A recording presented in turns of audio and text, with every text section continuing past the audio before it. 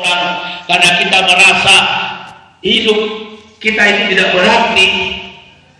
Tetapi setelah Tuhan Yesus, oleh kuasa Tuhan Yesus, hidup kita menjadi berarti, sehingga kita jadi berani berbicara di hadapan orang.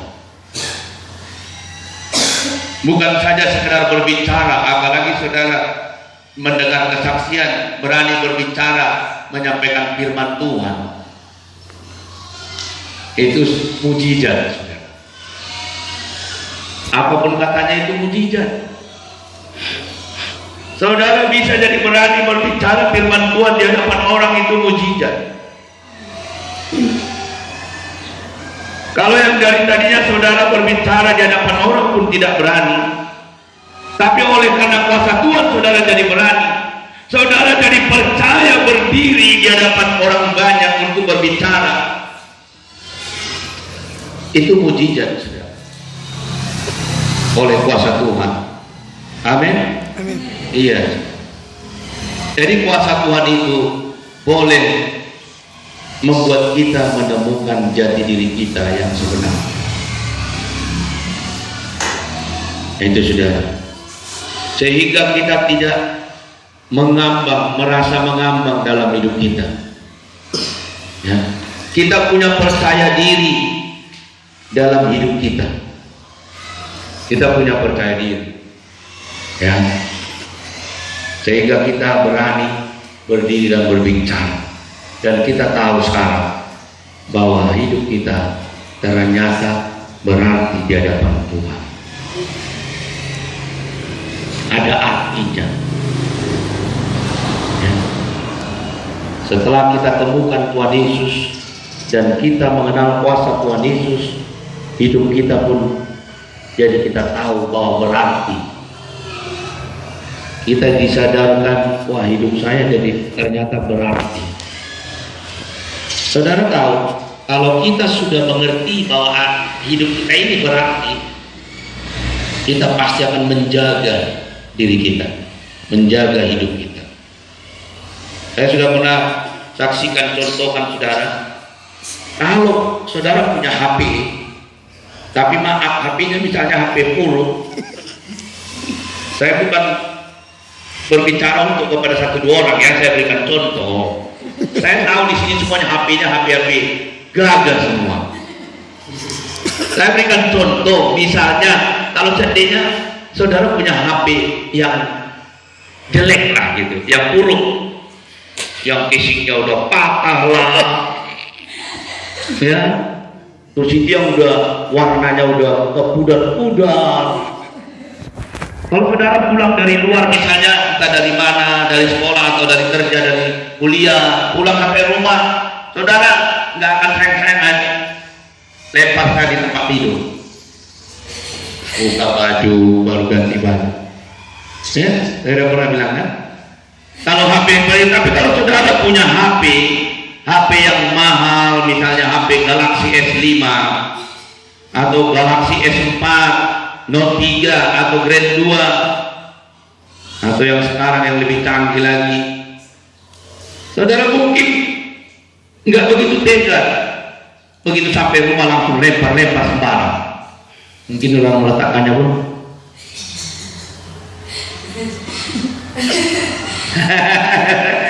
saudara jaga sekali, aduh ini agak pinggir, nanti kesentuh orang jalan tersenggol jatuh.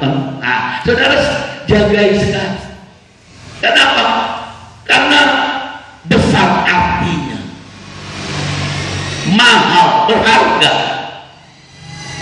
Saudara tahu begitulah Tuhan menjagai hidup kita dengan kuasanya, karena begitu berharga kita di matanya. Karena begitu mahalnya harga saudara di mata Tuhan. Mahal, saudara lebih mahal dari Galaxy S5 di mata Tuhan. Bagi Tuhan Galaxy S5 kok S8 kok itu sudah berarti, karena itu sudah perlu masuk surga. Saudara nggak bawa itu ke surga itu. Tapi kita saudara yang perlu dibawa Tuhan ke surga. Saudara yang lebih berharga dari Galaxy S5. Berarti ini maksudnya saudara sudah tahu bagaimana Tuhan menjagai saudara itu. Lebih seperti kita menjagai galaksi S5 tadi. Ya. Begitulah kita jagai Tuhan. Jangan nanti jatuh anakku ini. Nah, nanti orang jalan kesandung, kaki jatuh lagi. Ya kalau kita cepat nangkapnya, langsung gitu. Ini kalau jatuh pecah, aduh. Tuhan nggak mau kita jatuh dan pecah. Dijagainya, dijagai Tuhan. Saya sudah pernah mengatakan, oleh kuasa Tuhan, saudara akan dipelihara dari mara bahaya, dari sakit penyakit, dari kecelakaan, dari saudara katakan tuh, saudara kan udah katakan toh, udah tahu. Kuasa Tuhan menjagai kita begitu hebatnya. Saudara, tadi ada disampaikan bahwa kematian anak sulung pernah terjadi di Mesir. Kematian anak sulung, semua anak sulung yang ada di Mesir, termasuk anaknya Firaun pun akan mati. Bukan hanya anak manusia, anak kambing, anak sapi, anak binatang, semua yang ada di Mesir dulu, asal dia yang namanya sulung, mati. Tapi lihat, ada perbedaannya khusus bagi umat Tuhan yang ada di Mesir. Tuhan hanya bilang, taruh darah anak domba di genang pintu, maka kematian anak sulung tidak bisa terjadi. Umat Tuhan dijaga ketat oleh Tuhan. Padahal malaikat maut waktu itu sudah melintas mengelilingi tanah Mesir, mau mengambil setiap anak sulung, tapi umat Tuhan dipagari oleh kuasa Tuhan. Berarti nyawa kita itu dijaga Tuhan. Kenapa saya katakan begitu Tuhan menjagai kita? Karena berharganya saudara di mata Tuhan. Karena mahalnya harga kita di mata Tuhan. Lebih mahal dari galaksi S5 Samsung.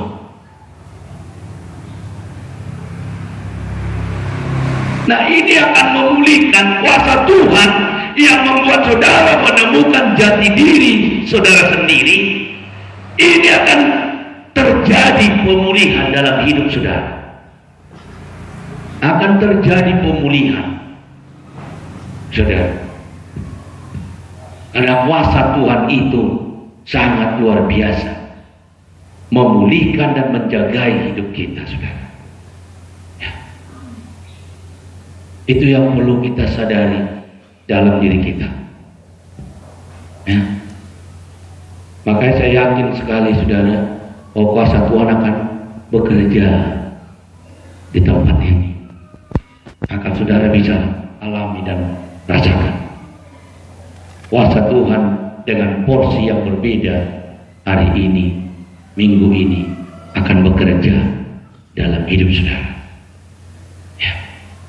Kalau sudah kita temukan jati diri kita siapa di dalam Tuhan, maka kita tahu bahwa hidup kita itu ternyata berarti. Hidup kita itu berarti. Saudara, mungkin saya lihat masih banyak yang bingung-bingung. Apa masuk Pak Pendeta? Apa yang dibilang?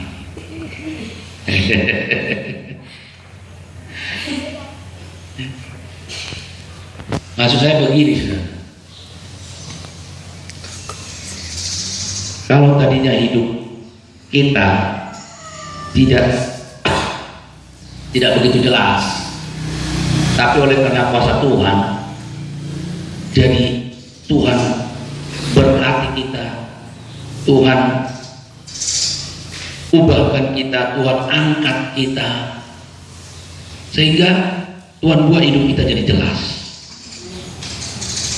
Nah, membuat ini kan kita jadi menyadari, rupanya hidup saya berarti, iya kan? Kita kan jadi tahu, ternyata hidup saya berarti.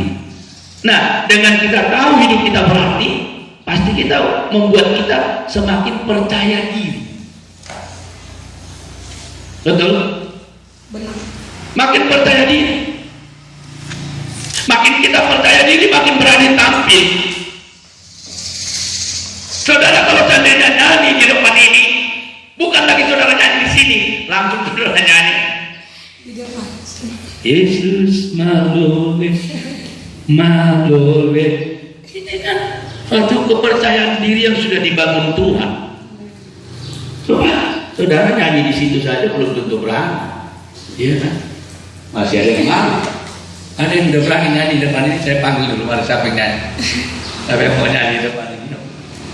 Tapi kalau udah bisa sampai nyanyi di dekat saudara, Yesus baik, baik.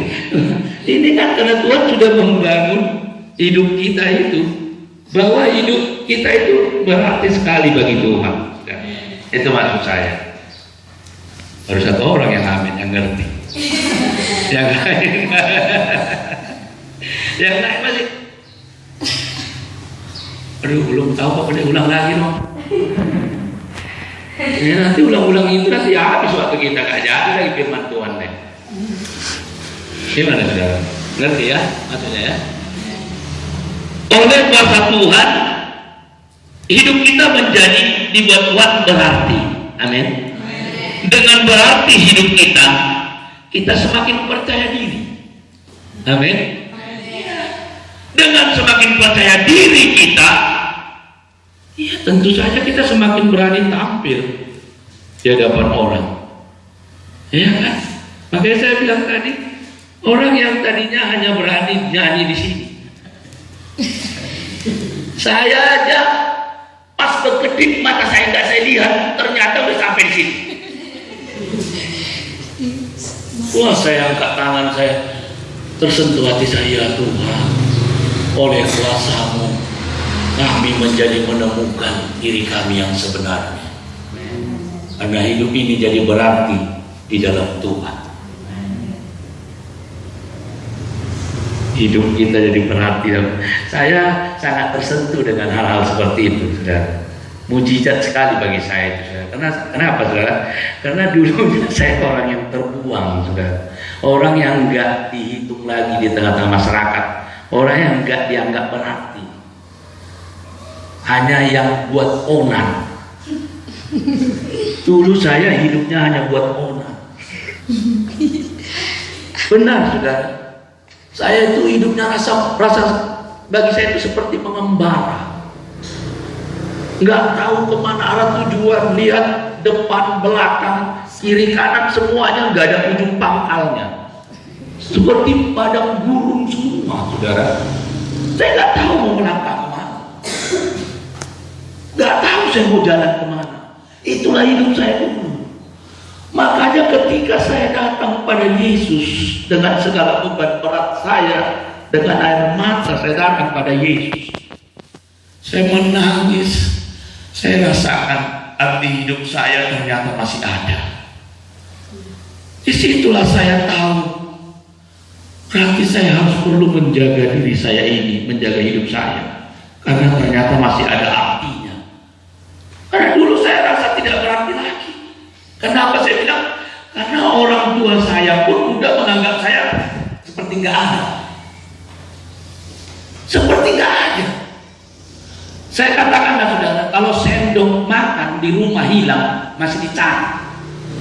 Kalau saya udah pulang 1 minggu, nggak ditanya kemana. Iya benar. Sendok,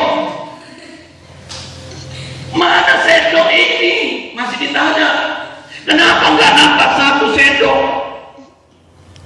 Tapi kalau saya nggak pulang, lalu tiba-tiba muncul di rumah, saya menunggu adakah orang yang menanya saya. Saya nunggu. nggak ada. Malah yang saya dengar, mana Priuk? Priuk ditanya, saya udah nggak ada gunanya saya pulang ke rumah. Saya pergi lagi. Hidup saya dalam pengembaraan. Saya terus terang saudara, oleh karena Yesuslah saya rasa hidup saya berarti. Hanya karena Yesus, saudara. Hanya karena Yesus. Dalam pengembaraan sering saya merasakan letih hidup itu. Karena saya berjalan, rasanya udah seperti jauh, terlalu saya jalan, tapi ujungnya belum kelihatan juga. Di mana nanti berlabuhnya ini? Di mana lah mendaratnya penerbangan hidup saya ini? Letih, capek. Pantas pernah Tuhan Yesus bilang, marilah yang letih, lesu, dan berbeban berat, aku akan memberikan kelegaan kepada. Mari sini nak. Baru kulihat tangan Tuhan itu lompat saya ke tangan Tuhan.